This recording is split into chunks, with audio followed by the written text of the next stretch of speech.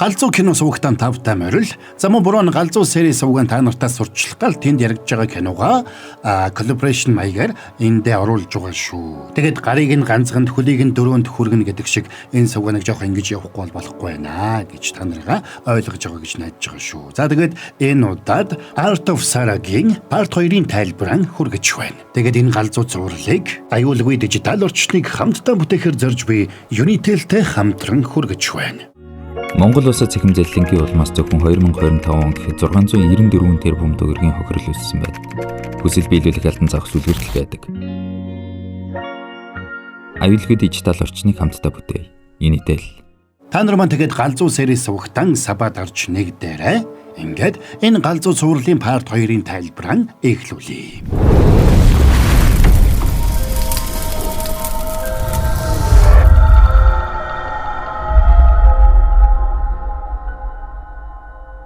За тэгээд пак мөрдөгч муусны хоолой дамжиж явсаар нэг хогийн цэг дээр ирлээ. Харин нөгөө талд Хён Дахи хоёр нэлен хайсны эцэст Гахигийн зураг бүхий хуучин утсаа олно. Үүнтэй зэрэгцээд киноны үйл явдал 2018 он руу шилжлээ.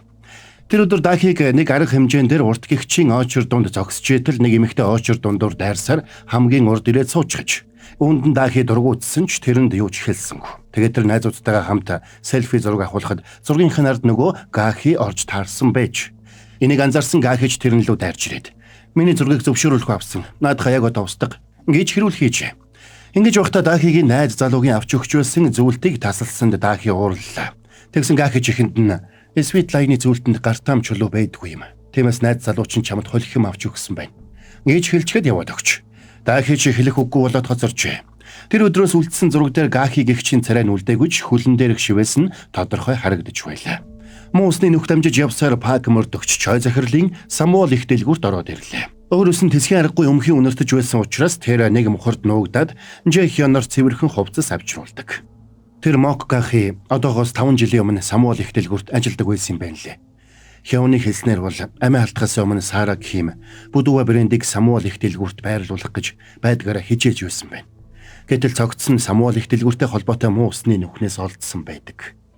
Энэ газар аллагтай ямар холбоотой юм болоо? Наадахыг чинь л олж мэдэх гээд хоёулаа энд зогсож байгаа юм биш үү? Энэ газар уу эсвэл энд байгаа нэг хүн үү гэдэг сонирн байна. За тэгэд мань хоёр их дэлгүүрийн хамгийн дээд давхрын захирлын өрөө рүү явлаа. Тэднийг чой захиралтай уулзаж хүн амны хэрэгтэй холбоотой мөрдлөг явуулж байгаагаа хэлэхэд захирлын хуульч тэднийг ерөөсөө халгаахгүй байдаг. Чой захирлч бас нэг их дүнтэй түрээсийн гэрээнээс болоод хохирол амссан байж. Гэвч хуульч нь бид энэ асуудлаа дотооддоо шийдсэн учраас мөрдлөг шаардлагагүй гэж гүрийсээр. Тэр бүхэл тэд их дэлгүүрийн хяналтын камерын бичлэгийг тэдэнд өгөхөөс татгалзаж. Урам нь хугарсан пак мөрдөгч ажил дээрээ ирээд багийнханд өнөөдрөөс эхлээд бүгдээрээ 5 жилийн өмнө Самуол их дэлгүүрт ажиллаж байсан Мок Гахи гэгч хүний талаар судалгаа хийцгээе. Чой захиралтай холбоотой гэдгийг нотлуул бүрсэн гэж зарлалаа. Тэгсэн тэдний хэлцийн нэг залуу Мок Гахиг мэддэг болж таардаг. Тэр залуу өмнө нь намдэ мөний кибер гэмт хэрэгтэй тэмцэх хэлтэст ажиллаж байхдаа энэ нэрийг сайн мэддэг болсон байж. Тэгээд тэр ажлын самбараа ухаж байгаад эрен сурвалжлагдаж байгаа хүмүүсийн зургууд дундаас Мок Гахигийн зургийг гаргаад ирнэ. Тэнд онцлог содон тэмдэг гэсэн хэсэгт шагааныхаа хажууд шивэстэй гэсэн байлаа. За тэгээд пак мөрдөгч Гахигийн холбогдож байсан хэргийн хавтаст хэрэгтэй танилцахаар шийднэ. Гахи үнэтэй брендийн A-Cup-ыг авч онлайнаар зарах замаар хүмүүсийн итгэлийг олоод дараа нь их хэмжээний мөнгийг нь шилжүүлж аваад алга болдог байж. Тэрний бусдад учруулсан хохирлын хэмжээ 500 саяд хүрч. Гэвч тэр хавтаст хэрэгт Гахигийн хурууны регистрийн дугаар ерөөсөө байхгүй байлаа. Мэд Мок Гахиг саяхан үлдэгдсэн хүн амны хэргийн хохирогч гэж үзэж байгаа. Та тоглоод байгаа байлгүй дээ. Гахи аль 5 жилийн өмнө өгчихсөн штэ. Гахи амиа алдах үедээ хуваараа зээл олгодог нөхдүүдээс их хэмжээний зээл авчихсан. Өөрөө ч олон тооны үнэтэй цүнхнүүд цуглуулсан байж. Тэр грэслийнхээ доктороо их хэмжээний үнэртэй ус цацаж үлдээгээд далангаас өсөрч. Тэрний далан дээрээс өсөрж байгаа бичлэг үлдсэн ч цогцсон олдоогүй байна. Гэвч нэгд грэслээ бичиж үлдээсэн. Хоёрд тэр хүн амьд байгаа гэдгийг нотлох ямар ч баримт олдоогүй учраас цагдаагийн газраас тэрнийг үгсэнд тооцоод хэргийг хаасан байж. Энийг сонссон пак мөрдөгч Гахиг тухайн үед үхээгүй. Өөрийнхөө үхлийг хуурамчаар зохион байгуулж цагдаа нарыг малалсан гэсэн дүгнэлтэд хүрдэг. Тиймээс ч тэр хавтаст хэрэгээс нь Гахигийн дугтуутай грэслийг хулгайлчихсан байлаа. Хэрвээ баригдвал ажилгүй болно гэдгээ мэдчихсэн Жэй Хён ч сандарч бушуухан өрөөнийх нь хөшгийг хаалаа. Тэгээд тэр хоёр гэрээсэлийг нэгднэгэнгүй уншиж судалж эхэлнэ. Хүмүүс бусдад итгэж болохгүй гэдгийг сайн мэддэг. Гэсэн ч итгэх сонголтыг хийдэг. Тэд бусдад тохиолдсон зүйл өөрт нь тохиолдохгүй гэж боддог. Тэд бусдад итгэхдээ энэ удаад л өөр байх болно гэж өөртөө хэлдэг. Хэдийгээр тэд өөрөө өөрийгөө хуурч байгаагаа мэдж байсан ч итгэх сонголтыг хийдэг. Гахи анх 27 настай байхдаа Самуал дэлгүүрт ажилд орж байж тэр ажилд орсон цагаас л ажилдаа хижээнгүлэн зүтгэх болжээ. Тэгсэн нэг өрөө лангуун дээр байсан нэг цүнхийг хараад тэр газаж орхисон байна. Гахи юу игээд байгаа юм бэ? Явахгүй мүү? Баячууд яаж баяждгийг мэдхүү. Би дөнгөж сая нэг мөрөөдөлтэй боллоо. Энэ цүнх зөвхөн надад л зориулагдсан юм шиг тийм баян болно. Чи ирэх 10 жилийн туршид өдөрт ганц хоол идээд мөнгө цуглуулах юм бол нэг ийм цүнх авах байх та. За энэ талаар дараа ярья. Бидэнд хийх ажил байгаа штэ. Тэр өрөө ажилчид жигсэж зогсоод санаа зовсон байдалтай төвшицгэж эхэлдэг. Тэдний хариуцсан бараануудад тооллох хийж байгаа нь тэр байлаа. Хэрвээ бараануудаас нэг л дутвал хариуцсан хүн нь өөрөө төлдөг учраас тоо зөрөхгүй байгаасаа гэж тэд залбирцгаана. 10 сарын 14 хэний ээлж байсан бэ? Харамсалтай тэр өдрийн ээлжинд Гахи гарч таарсан байж. Хяналтын камер шалгаж үзтэл тэрнийг ажлын байраа түр орхих зур нэг эмэгтэй орж ирээд тэнд байсан хувцснуудыг давхарлаж өмсөд цүнхийг нь бариад гарч. Гахи ч хол байдаг ажилчдын ариун цэврийн өрөө рүү яваад цаг алдсан гэдгээ менежертэй хэлээд уйлсанд. Менежер нь нэгэнт манай дэлгүүрийн бодлого ийм учраас яах ч арга байхгүй. Чи нэг үнэтэй сургамж авлаа гэдэл бодчих гэж хэлдэг. Би тэгээд хэдий өртөө болчихсон юм бэ? 50 сая вон. Тэр цагаас хойш Гахи ямар ч ирч хүчгүй болжээ. Гай болж маргааш нэг хайхрамжгүй үйлчлүүлэгч нохооныхоо тэргээр тэрний шагааг дайраад гүн гэгчин зүсч орхисон байна. Гэвч Гахи тэрэнд юу ч хэлж чадсангүй. Их мөнгөний өрөнд орсон тэр удалгүй орон цагаар ресторанд угаагчаар ажиллах болж хоолны ч мөнгөгүй болсон Гахи рестораны үйлчлүүлэгчдийн үлдэгдэл хоолыг хүртэл идчихдэг болсон байлаа. Хэд хоногийн дараа тэрний гадаа тамхилаа зогсчүүдэл ажлынх нь нэмэгтэй "Мэд чамд зориулж жаахан мөнгө цуглуулсан юм а. Энийг ав." Ингээд доктуутай мөнгө атгуулчихад явчихж. Гахич тэр мөнгийг нь аваад шууд шивээсний газарт очиод шагааныхаа сорвин дээр шивээс хийлгэж. Тэгсэн нэг өдөр ажлынх нь менежер ирээд "Гахи, чи ойр зур мөнгөний ажил хийх үү?" гэж асуусан байна. Тэдний дэлгүүр захирлууд болоод ажилтнуудад зориулаад гэр бүлийн хямдралын өдөрлөг зарласан байж. Энэ өдөрлөгийн хүрээнд брендийн бараануудын үн навс буух байлаа. Тэгээд менежер нь тэрнээс "Хэрвээ чи миний хүссэн бараануудыг аваад өгөх юм бол би чамайг харамгүй шагнаа" гэж хэлж. "За sorry байж гараа. Борон та нарт нэг чухал юм хэлээдгий. Эхлээд манайхаа энийг нэг үзээд ихтэй." Өвгөн буурал ах минь өршөөч хайрал намайг. Хүсэл зориг юу байна? Хүссэн нэгийг чинь биелүүлээ. Эрхэм хүндэт загас минь эвдэрсэн твшийг минь сольж өгөөч. Шинтгэлийн одоо төлвөл шин твш чинь бэлэн байна. Данс руу мөнгөө шилжүүлээд даруухан твшээ аваарай. Байдгаа шахгаад өглөө шүү. Бараагүйц загас минь Ирэхэд тэнгэрт итгэж, эргээд гэртээ харьтаа. Эмгэн чинь твшээ хараад ирэхгүй баярлаж суугаадаа. Өвгөн чи энийг тайлбарлаад. Данс яхаа тоосвчи. Дахиад өдөрсөж. Би чамд хэлсэн биз дээ. За тэр хараа үз. Тэгэхээр манайхаа Unitel Group нь хэрэглэгч олон нийтийн дижитал мэдлэгийг нэмэгдүүлж цахим орчны эрсдлээс урьдчилан сэргийлэх зорилготой үлгэртэл байдаг нэртэй нөлөөллийн кампанит ажлыг хэрэгжүүлж байна. Кампанит ажлын гол онцлог нь кибер аюулгүй байдлын талаарх мэдээллийг хүн бүрийн сайн мэдэх үлгэрийн түүхүүдээр дамжуулаад ойлгомжтой, сонирхолтой хэлбэрээр хүргэж өгөх явдал юм.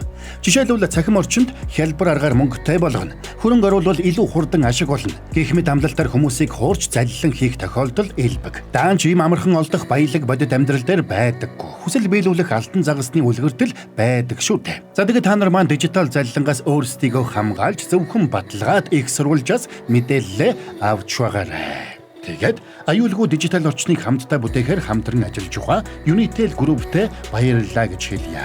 За тэгээд жоох удаан ярьсан бол уучлаарай, хэдүүлээ тайлбартаа эргээд орцгоё. Тэгээд тэр дэлгүүрт ороод бусад худалдан авагчдтай ноцолдож муудалцсан байж менежерийнхээ загсан барааг авч дээр нь нэмээд хідэн цүнх авчээ.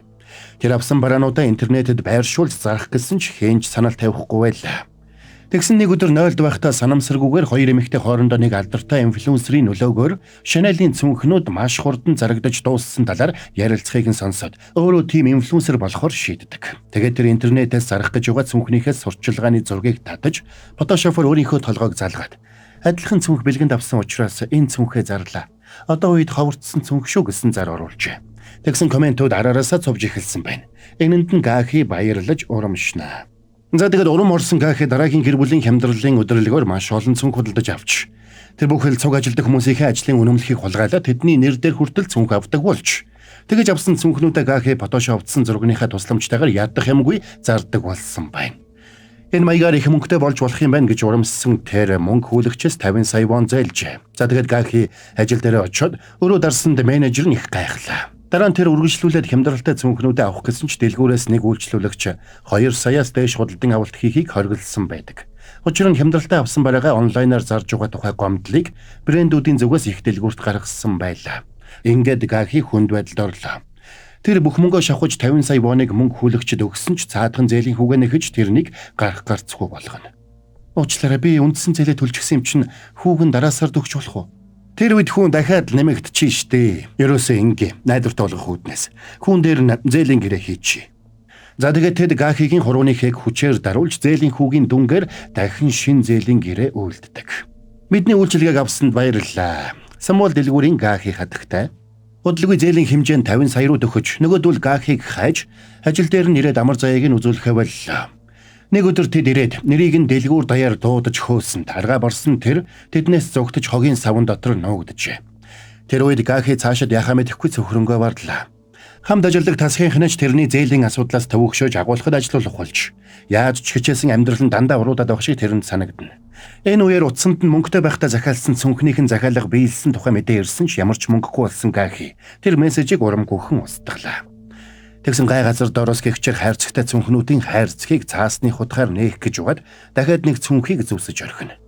Энэндээ сэтгэлээр унсан Гахи ажлынхаа лангуун дээрээ сориглон дарс задалж угаад сууж байхдаа нэг зүйл сэдэж галын мэдрэгч рүү тамхины утаагаа үлээж дэлгүүрийг бүхэлд нь усан давтуулж орхино. Тэгэд тэр гадаа байсан лангууг хаг цохиж дотор нь байсан цүнхийг аваад тэндээс сугдлаа. Тэгэд гэртээ очиод гэрээсэллээ бичиж далан дээрээс үсрээд амиа хорлсон нь тэр байж. Тэрний амьдралын түүхийг гэрээслэл дээрээс нь уншсан Жэхён. Тэр брендийн цүнхэнд хайртай. Бас түүнийг үзэн яддаг байсан байна. Гэсэн дүгнэлтэд хүрч. Энэ нь Сара Кимийн брендийн бүтээгдэхүүнд шунанд оролдог байсан чанартай төстэй санагдсан учраас тэд Гахи Сара Ким хоёрт ямар адил чанарууд байгааг олохоор эрэл хэлцгэн. Тэгэд Гахиг далангаас үсрэх үедээ 2018 оны Lady Bag Collection-ы цүнх барьж байсныг олж тогтооно. Улмаар Гахи Lady Bag Collection-ы цүнхнүүд дээр бичээстэй байдаг гэрэлтхийн тулд шат гэх мэт этгээд үрээнүүдийг тэр гэрээстэлдээ ашигласан болохыг тэр хоёр анзаарлаа. Тэгээд тэрний амиа хорлсон өдөр буюу 2018 оны 12 сарын 26-ны өдөр Сара Ким хамгийн анх Жон захиралтай уулзсан болж таардаг. Тэр бас амиа хорлохоос өмнө 500 сая воны зээл авсан байж. Тэгээд Гахи тэр өдөр амиа хорлоогүй. Харин тэр өдрөөс эхлээд цоо шинээр амьдарч эхэлжээ гэсэн дүгнэлтэд тэр хоёр хүрдэг. Бас Dior-ийн Lady Bag Collection-аас санаа авч Будуа брэндээ үүсгэн байгуулсан байна гэсэн дүгнэлтэд хүрцгэн. Гэвч Пак мөрдөгчийн энэ дүгнэлтийг дарга нь авч хэлэлцсэнгүй. Алуурчныг ол гэсэн болохоос наад Dior ч ямар хамаатай юм гэж дарга нь хууралдаг. Пак мөрдөгч Гахиг хуурамчаар амиа хорлсон гэж хэлэхэд чи өөрийнхөө хэргийг шийдэхин тулд өөр багийн шийдчихсэн хэргийг дахиж задлах гэдэг юм уу гэж дургуутсан. За тэгээд дарга нь тэрнийг дэмжихгүй болохыг ойлгосон мөрдөгч Гахигийн үсэрсэн далан дээр ирлээ. Тэгээд хажуу хүнд нь байдаг кофе шопод ороод тэнд байсан нэг зургнууд дундаас Гахигийн бичгийн хэвтэй адилхан бичгийн хэв новш гэж би хайртай гэсэн бичгтэй зургийг олдог. Тэгэд эргүүлээд хартал тэнд нь Живон гэсэн нэр бичээстэй байлаа. Тэр зур Пак мөрдөгч өмнө нь Хёуны тэмдэглэлийн дэвтэр дээр эрэгтэй биеийн үнэлэгч Кан Живонд дурлаад тэрнийг хувийн тусалгаа болгосон гэсэн тэмдэглэл байсныг саналаа. Тэгээд тэр шууд чой захирал руу очно. Та нэг жих зөвшөөрлөө авчраа юу? Үгүй, өөр юм авчирсан. Сара Ким Кан Живон хоёр хайр сэтгэлийн холбоотой байсан. Тийм үү? Тэр хоёр нийлээд намайг залилсан гэх гээд байна уу? Харамсалтай нь энийг итгэлтэй хэлж чадахгүй нэ. Бид дөнгөжл шалгаж эхэлж байна. Тийм болохоор та бидэнд туслах хэрэгтэй байна. Бид хамгаалтын системээ шинчилсэн болохоор бидэнд ямар ч бичлэг байхгүй. Надад бичлэх хэрэггүй. Харин аквариумд байсан загаснуудаас нэгийг өгөхтөл болно. Маргааш нь Пак мөрдөгчийг ажилдаа ирэхэд Жэхён тэрнийг өгтлээ. Дарааga далангийн доодох усыг самнах зөвшөөрөл өгсөн үү? Өгсөнгүй. Тийм учраас би энэ хэргийг орхилоо. Хэрвээ та орхиж байгаа бол би өөрийнхөө аргаар мөрднө. Гэж Жэхён шумбөгчийн хувцас аваад далан руу явлаа. Тэгсэн тэрнийг ирэхэд далан дээр баахан хүн очижсэн мөсөнд орох усыг шүүж байна. Учир нь далангийн доодох уснаас пирана загас олдсон гэсэн дуудлага ирсэн байж. Пак мөрдөгч ч араас нь ирээд тэрний кофегоор дайлна. Далангийн доодох нөөц хэсгээс пирана олдсон гэж мэдээлсэн хүн нь Пак мөрдөгч байж. Ийм замаар далангийн доодох усыг шавхснаар Гахиг амиа хорлоогүй гэдгийг нотлохыг тэр хүсч байлаа. Тэгсэн үнэхээр тэндээс нэг хүний гавлын яс гарч ирсэнд Пак мөрдөгч өөрөө шоконд ордог. Сонирхолтой нь шүүх хэмнэлгийн дүгнэлтээр тэр арга яс 20-30 насны эрэгтэй хүний арга яс болж таарна. Тэгээд тэр хоёр шууд Канживаны гэрэл рүү явцгаана. Гэтэл гэр нь эзгүй. Нойлын өрөөний толь нь хагараад цус болцсон байдаг. Бас тэнд цус болсон цаг байлаа. Гэтэл Живон өөрөө тэнд баан дотор хэвдэж байна. Живон сэтгцийн хувьд тогтворгүй болсон нь илэрхий. За sorry манайхан та нар маань үргэлжлүүлээд үзмээр байвал галзуу series өгрөө яг одоо ороод үзээрэй. Тэгээд бас сабадар жамжаагүй бол сабадараад нэгдэхэ мартуу шин цуврал орох болгонд та нарт хамгийн түрүүнд мэдэгдэл очно л гэсэн үг. Галзуу